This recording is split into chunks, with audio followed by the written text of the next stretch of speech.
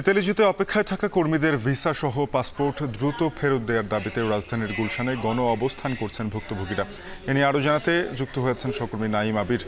আবির, জানাবেন গণ অবস্থানে অংশ নেওয়া ভুক্তভোগীদের পাসপোর্ট কতদিন ধরে আটকে আছে, দেরির কারণ কি?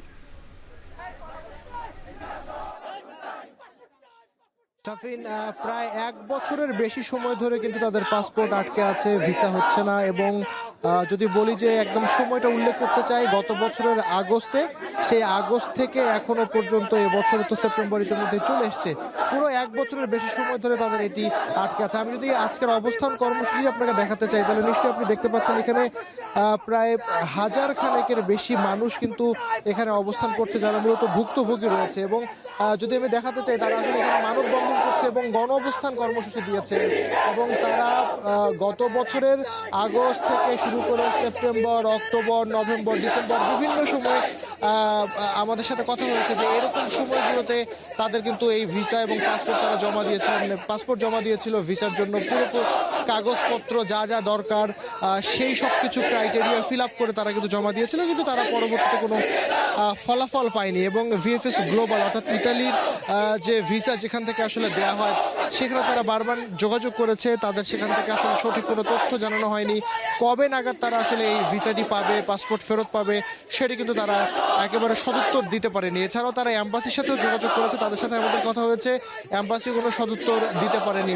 পরে বাধ্য হয়ে তারা কিন্তু এই আজকের গণ অবস্থান কর্মসূচিটি নিয়েছে। এবং প্রায় 1 বছর ধরে তাদের যে পাসপোর্ট আটকা রয়েছে, এবং এই পাসপোর্ট আটকা থাকবার কারণে তারা কিন্তু অন্য কোনো দেশের জন্য যে আবেদন করবে সেটিও তারা করতে পারছে না। সুতরাং এই মুহূর্তে তাদের সব থেকে একটি দাবি এবং বড় দাবি সেটি হলো যে ভিসাটি তাদের প্রয়োজন, এবং একই সাথে ভিসা সহ তারা পাসপোর্টটি আসলে ফেরত চায় এবং যত দ্রুত সম্ভব ইতালিতে আসলে তারা যেতে চায়। এবং আরেকটি বিষয় জানিয়ে রাখি, এখানে শুধুমাত্র যে যারা একেবারে প্রবাসী বাংলাদেশি, অর্থাৎ বিভিন্ন কাজে যারা রয়েছেন, অর্থাৎ ওয়ার্কার ভিসা শুধুমাত্র নয়, বরং এখানে স্টুডেন্ট ভিসার যারা আছেন তারাও কিন্তু এখানে অংশগ্রহণ করেছেন। সার্বিকভাবে যদি বলি, মোটামুটিভাবে 80 থেকে 90 ভাগ যারা রয়েছে এখানে, তারা হচ্ছে ওয়ার্কিং ভিসায় যারা রয়েছে তাদেরই অবস্থানটি বেশি। তবে কিছু সংখ্যক শিক্ষার্থীরা আমরা পেয়েছি। তবে এই যে ভিসা না দেবার কারণ বা পাসপোর্ট ফেরত না দেবার কারণ হিসাবে ভিএফএস গ্লোবাল, অর্থাৎ যারা ভিসা ইস্যুকারী প্রতিষ্ঠান এবং একই সাথে অ্যাম্বাসি, তাদের কোনো রকমের কোনো সদুত্তর মেলেনি, এবং যার কারণে কিন্তু তারা আজকে মূলত এই জায়গাটিতে অবস্থান নিয়েছে। এবং যদি জানিয়ে রাখি, তাহলে হচ্ছে যে